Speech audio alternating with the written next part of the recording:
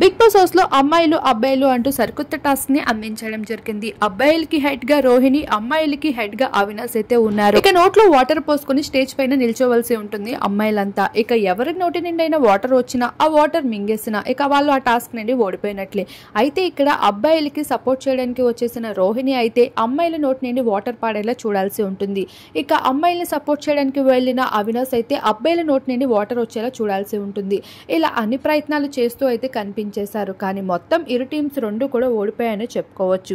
అయితే ఇక్కడ చేసిన ఫన్ అంతా ఇంత కాదు. ఇక అబ్బాయిలందరినీ నవ్వించేందుకు అవినాష్ అన్ని ప్రయత్నాలు చేశాడు. కానీ ఏ ఒక్కటి కూడా ఫలించలేదు. కానీ ఇక్కడ గౌతమ్ని మాత్రం అశ్వత్థామ 0 అంటూ తనని ఆట పట్టించడంతో ఇక్కడ గౌతమ్ అయితే చాలా సీరియస్ అయిపోయాడని చెప్పుకోవచ్చు. తనని ఆ ట్రోలింగ్స్ చాలా ఎక్కువగా ఇబ్బంది పెట్టాయని, అదే విషయాన్ని మాటిమాటికి ఎత్తి నాకు గుర్తింపు లేకుండా చేస్తున్నారు అంటూ గౌతమ్ అయితే ఇక్కడ ఎమోషనల్ అవ్వడం జరిగింది. ఈ టాస్క్ లో చిన్న ఇష్యూ జరిగిందని చెప్పుకోవచ్చు.